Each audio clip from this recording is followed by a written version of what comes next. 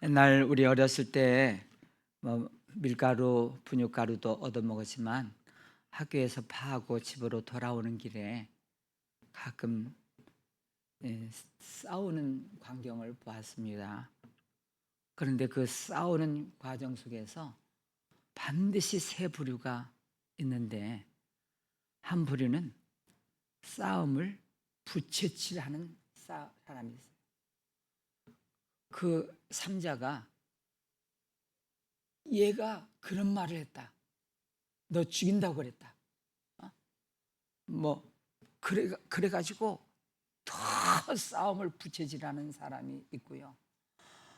또 하나는 구경꾼이 있어요. 괜히 같이 들어서 곤욕을 당하지 않고 그냥 저 떨어져서 구경만 하는 사람. 또 한 부류의 사람들은 어떻게 해야든지 싸움을 말리려고 하는 사람들이 있습니다. 여러분들은 어떤 사람이었습니까? 오늘 말씀에는 화평하게 하는 자는 복이 있대요. 그 복이 뭐냐? 대단한 복입니다. 하나님의 아들이다, 일컬음을 받게 된대요. 이 말을 반대로 바꾸어서 이렇게 말할 수 있어요. 분쟁을 만드는 자는 마귀의 아들이라 일컬음을 받게 될 것이다. 우리가 하나님의 자녀가 돼야지 마귀의 쓰임받는 자녀가 되면 안 됩니다. 우리나라는 지금도 인사법이, 우리 어르신들 가운데 진지 드셨습니까? 밥 먹었냐? 이게 또 배가 고프고 끼니를 못 끼우니까 지금도 습관이 되어서 밥 먹었냐? 진지 드셨습니까? 또 하나의 인사는 안녕하십니까? 이것은 밤새 무슨 일이 없었나, 하도 이 민족이 막 전쟁, 아픔, 안녕할 새가 없으니까 안녕하시냐고 그냥 질문 형식으로 인사를 합니다. 인사를 축복 형식으로 해야 되거든요. God bless you, 굿모닝, 이게 축복 인사. 이스라엘 백성들도 똑같습니다. 샬롬 그럽니다. 평화. 우리나라보다 더 많은 분쟁, 아픈 역사를 갖고 있었기 때문에 지금도 전쟁 가운데 있지만 평화, 제발 평화. 온 세상이 그렇습니다. 온통 싸움, 분쟁, 전쟁이 끊이지 않는 이 역사, 이 세상 가운데 살아가고 있는 가운데 있습니다.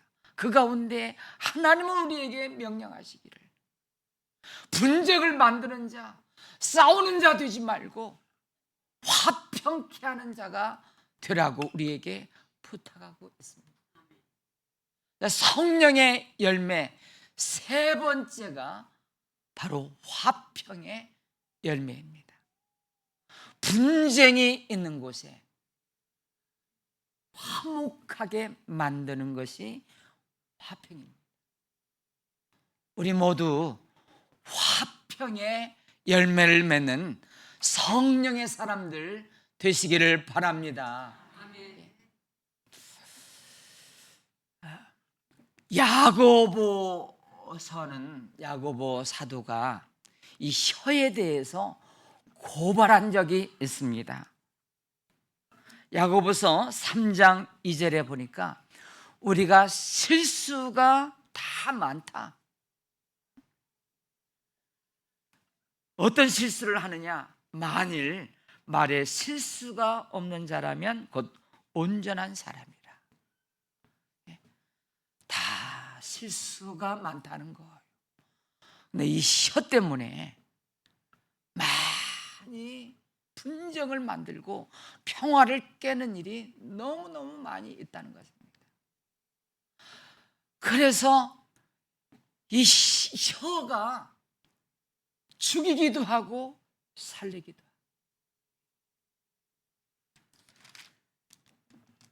야고보서 3장 6절에는 혀는 곧 불이요 불의의 세계라. 혀는 우리 지체 중에서 온몸을 더럽히고 삶의 수레바퀴를 불사르는 그 사는 것이 지옥불에서 나느니라. 자, 이 불인데, 이 혀가 막 타오르는, 다 태우는 불인데 온몸을 더럽히기도 하고 내 인생 가는 길에 수레바퀴를 불태워가지고 더 이상 인생을 진행하지 못하게 하고, 그것이 마치 지옥불에서 나온 불과 같다. 8절에 혀는 능히 길들일 사람이 없나니 쉬지 아니하는 악이요 죽이는 독이 가득한 것이라. 비수를 찌르는 거죠. 사람을 죽이는 그 한마디가 의욕을 잃어버리고 사람을 다시는 제기하지 못하도록 그냥 죽이는 말, 독한 말.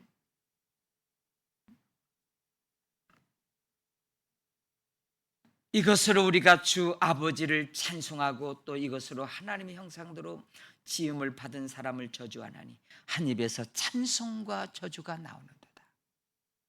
어찌 그리스도인들도 세상 사람들하고 똑같이 주일날 여기 와서는 찬송을 부르고 또 어디 가서는 막 저주를 퍼붓고 그 한 입으로 그렇게 하지 말라. 지옥이 된다. 지옥. 다 불살라 버리고 만다. 그렇게 경고를 했습니다. 그래서 우리가 다짐해야 될 것이 많이 침묵해야 되겠다. 그 순간 하고 싶은 말 다 하고 자기 주장 다 내세우고 어떻게 살겠습니까? 그 순간 참고 좀 기다려보고 또 침묵하고 그리고 듣기를 더 많이 하고 또 듣고 또 듣고 기다렸다가 나중에 필요한 말을 하면 되니까 우선 기다려보고 침묵하고 있어야 되겠다.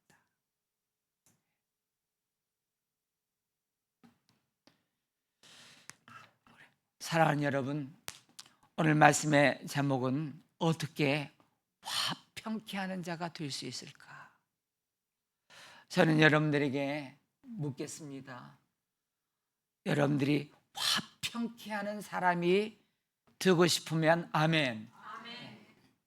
자, 그렇다면 어떻게 하면 화평케 하는 사람이 될 수 있을까?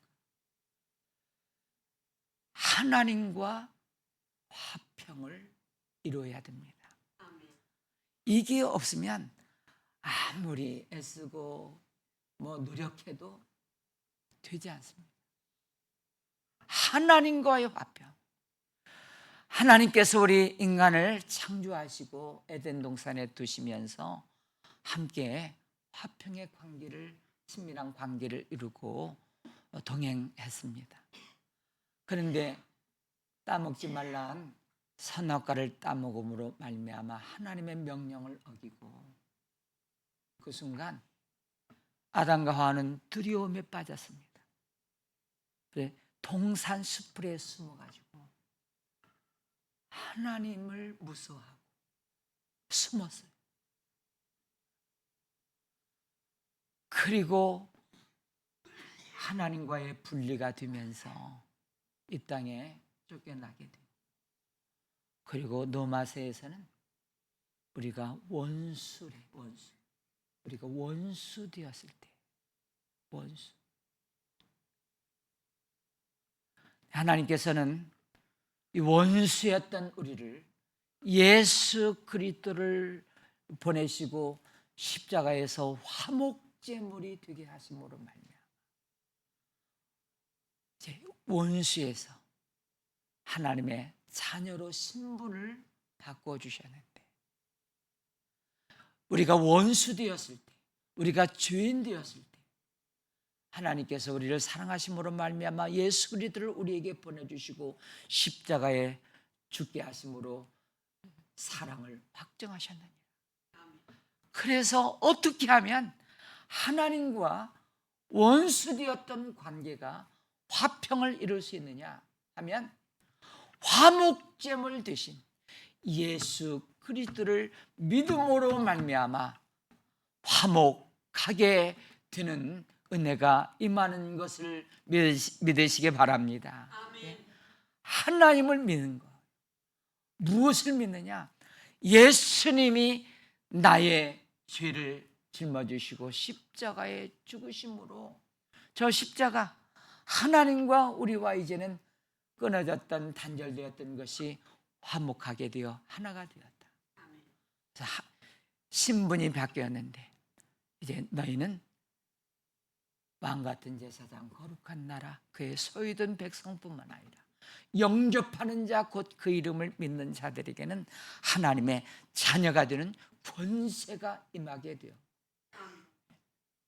우리는 하나님 아버지 앞에 아빠, 아버지라 부르며 담대히 나갈 수 있게 된 것입니다. 욥이요, 까닭없이 이렇게 재앙을 만나지 않습니까? 이 소식을 듣고 욥의 세 친구가 멀리서 찾아와서 욥을 보는 순간 너무 기가 막혀서 표현을 못해요. 일주일 동안 보면서 울어요. 옷을 찢고. 얼마나 기가 막혔다. 그러다가 욥의 친구 가운데 하나가 조심스럽게 말을 꺼내는데 그게 욥에게 상처가 되었어요. 친구 욥, 하나님 앞에 잘못한 게 있나 한번 찾아봐. 죄 없이 이런 일 당하는 것 우리가 못 봤다. 무슨 죄든지 크게 상처가 됐어요. 그러면서 계속 분쟁하고 사이가 갈라지면서 이렇게 그게 3장부터 38장까지 막 계속 분쟁, 막 싸우고 분쟁, 막 말다툼하고. 그러다가 하나님이 개입하십니다. 하나님이 개입하시니까 욥이 귀로만 들었던 하나님을 눈으로 보게 돼요. 귀로만 들었어요.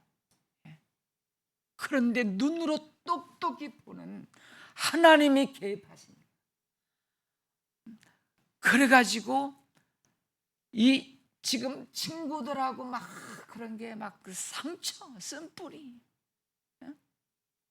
나를 위로한다고 와가지고 막 속을 긁어놓고 상처, 막 탓하고 옆 친구들.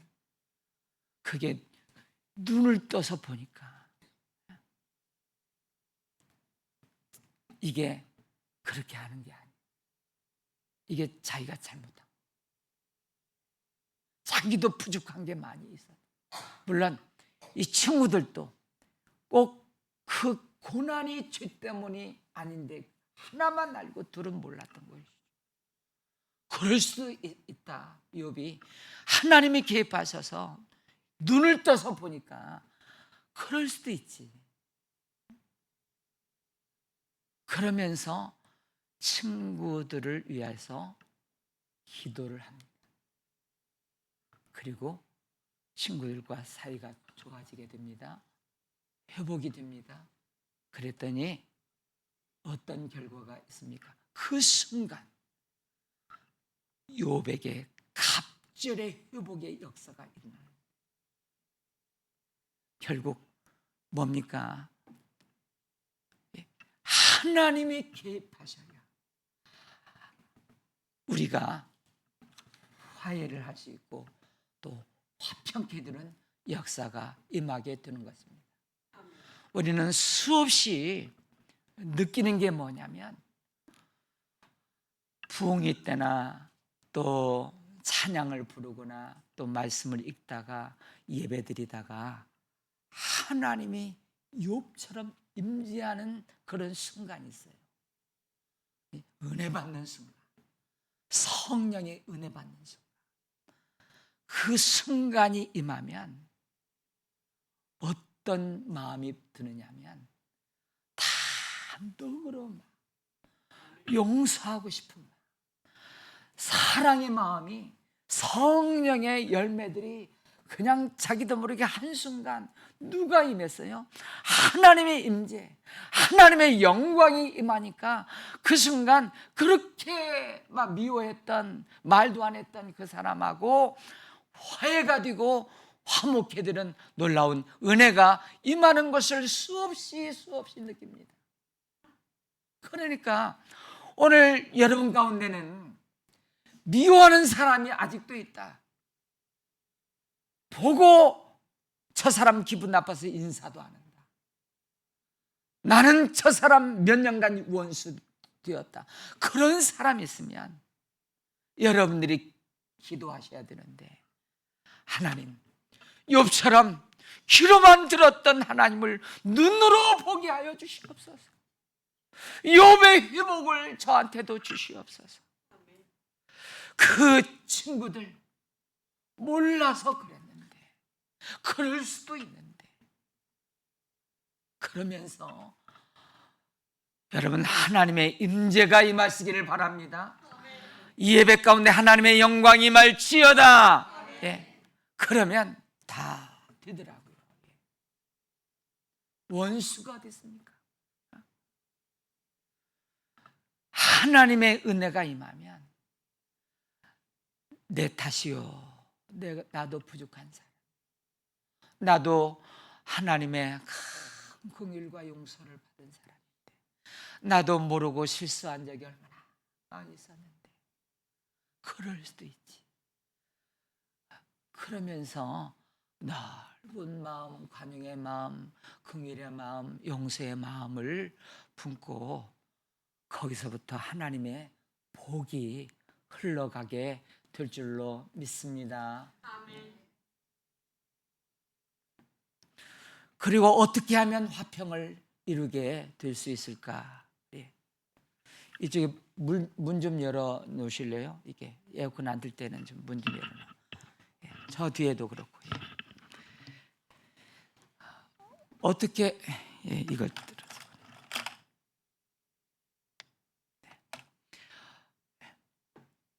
예, 어떻게 화평을 이룰 수 있을까? 예. 우리는 하나님과 먼저 화평을 이루어야 되고요. 또 우리 보이는 이웃들, 여기 보이는 사람들, 가정 식구들, 친척들, 친구, 회사 동료들, 그리고 모임 같이 하는 분들, 그런 분들 다 이웃과 화평의 관계를 이루어야 되는데, 왜 그러냐면 조사 데이터가 오래전에 나왔는데 미국 카네디 공과대학에 성공한 졸업생들을 쭉 이렇게 데이터를 보니까 성공한 사람들의 15%가 전문적인 기술, 능력이 있어서 15%가 성공했고요. 나머지 85%의 사람은 그렇게 크게 전문적인 기술이나 능력이 없는데도 불구하고 성공했더래요. 85%의 사람들이 어떤 사람이냐?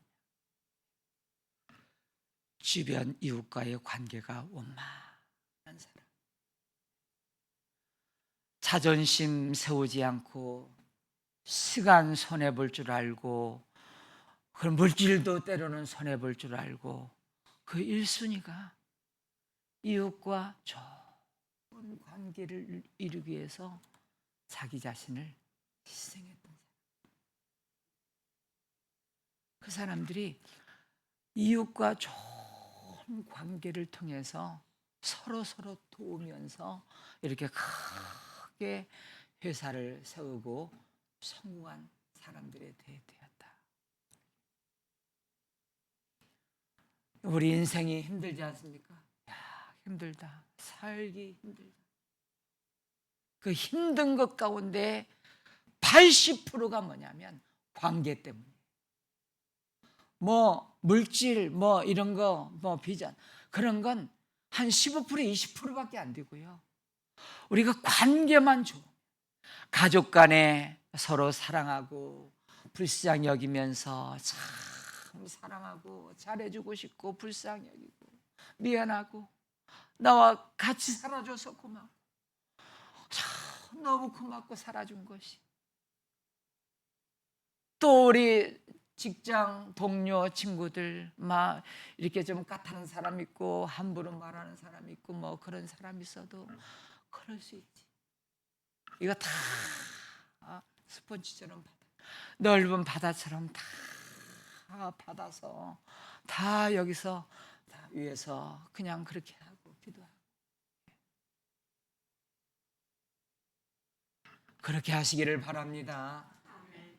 그럴 때 그렇더라고요. 이 성령의 열매는 그냥 맺혀지는 게 아니라 이런 말씀을 들으면서 직장 내 누가 막 힘들게 하고 괴롭힌다. 그때 원수 사랑하기를 한번 실천해 보는 거. 선대하고 축복해주고 한번 기도도 해보고 그럴 때 사랑의 열매도 맺히고 기쁨의 열매도 맺히고 이 화평의 열매도 맺히는 것이지. 그런 고비들을 하나님의 말씀을 적용시켜서 그렇게 할 때 기쁨이 샘솟듯이 넘치고 막 화평의 복이 임하면서 성령의 사람이 드는 줄로 믿습니다. 그래서 위기가 기회되고 그래서 그런 사건을 상황을 하나님이 만들어 주셨다고 믿고 그 가운데 내가 하나님의 말씀을 적용시켜 보는 거예요. 막 억울한 소리를 들었다. 전에 같으면 어떻게 참아요? 자존심이 구겨지고 막 짓밟혀지는데 그 순간도 원수 사랑하기 주님의 명령하신 그대로 선대하고 축복하고 기도하면서 로마서 12장 18절에 이런 말씀이 있습니다. 할 수 있거든 너희로서는 모든 사람과 더불어 화목하라. 이 말씀은 할 수 있거든. 이것은 어떤 희생을 치르더라도 화목하기를 내가 해야 된다. 교회 안에 공동체, 여러분 공동체 안에서도 직장이든 어디든 자존심의 손해를 볼 줄 알아요. 시간의 손해, 물질의 손해도 볼 줄 알아요. 그럴 때 성령의 사람, 성령의 열매가 맺혀지게 됩니다. 여러분 희생 없이 값진 열매가 있을 수가 없습니다. 나는 죽고 끊임없이 날마다 죽고 또 죽고 그리스도가 살아서 역사하시도록 여러분을 그 자리를 내어드리시기를 바랍니다. 네.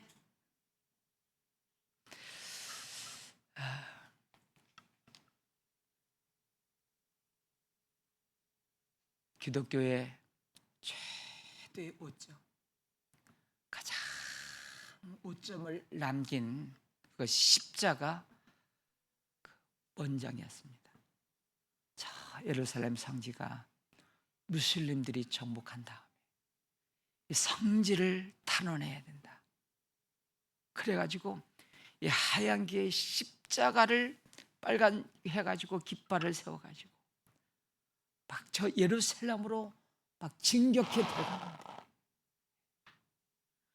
그 무슬림들 만나면 잔혹하게 다 죽이는 겁니다. 수많은 미망인들이 생기고 과들이 생겼습니다.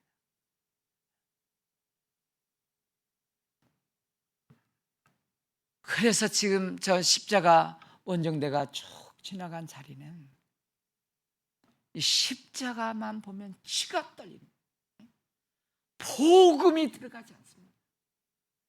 잔인하게 죽였던 그 십자가 원정 군대들.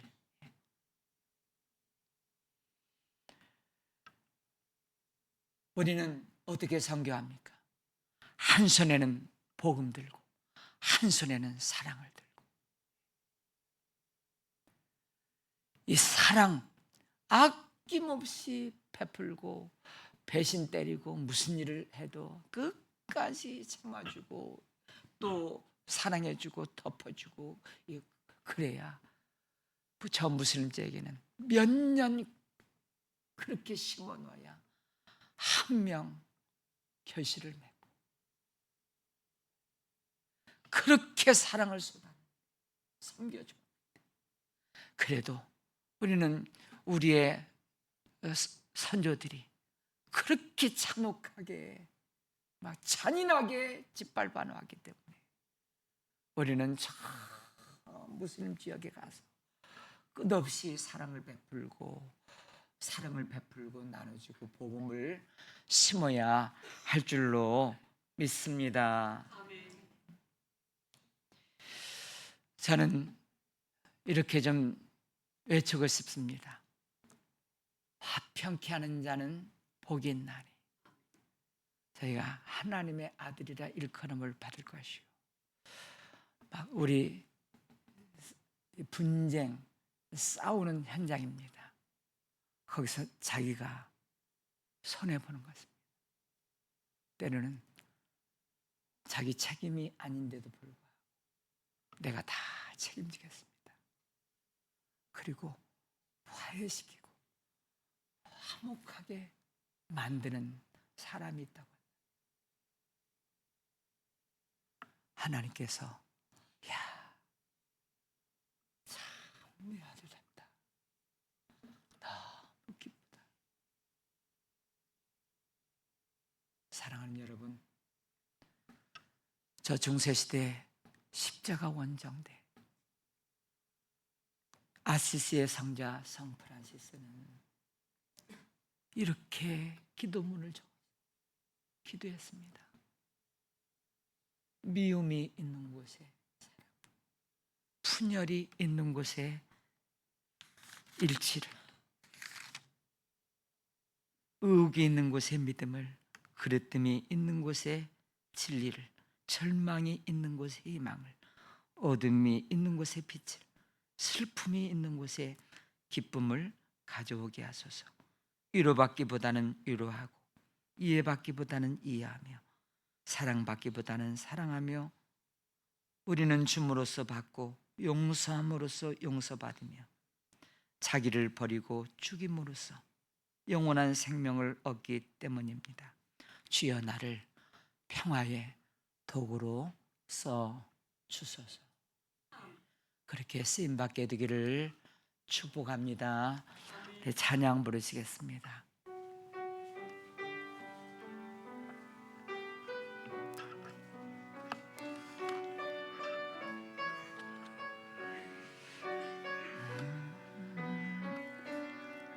나의 가는 길에 주의 평강이 있으리.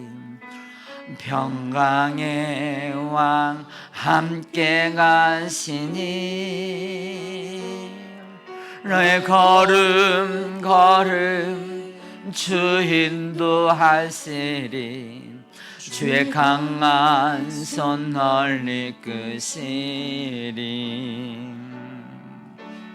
가는 길에 주의 축복이 있으니 영광의 주 함께 가시니 내가 밟는 모든 땅 주님 다스리리. 너는 주의 길 예비케 되리. 아멘. 주님 나라 위하여 길 떠나는 나의 형제여, 주께서 가라시니 너는 가라. 주의 이름으로 찌른 광야 위에 꽃은 피어나고 세상은 내 안에서 주님의 영광 보리라. 강하고 담대하라. 세상에 계신 주 늘 함께 너와 동행하시며 내게 새 힘을 주시리.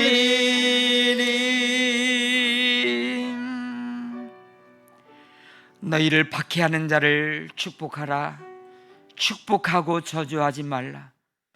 즐거워하는 자들과 함께 즐거워하고 우는 자들과 함께 울라. 서로 마음을 같이 하며 높은 데 마음을 두지 말고 도리어 낮은 데 처하며 스스로 지혜 있는 채 하지 말라. 아무에게도 악을 악으로 갚지 말고 모든 사람 앞에서 선한 일을 도모하라. 할 수 있거든 너희로서는 모든 사람과 더불어 화목하라. 내 사랑하는 자들아, 너희가 친히 원수를 갚지 말고 하나님의 진노하심에 맡기라. 기록되었으되 원수 갚는 것이 내게 있으니 내가 갚으리라고 주께서 말씀하시니라. 내 원수가 줄이거든 먹이고 목마르거든 마시게 하라. 그리함으로 내가 숯불을 그 머리에 쌓아 놓으리라.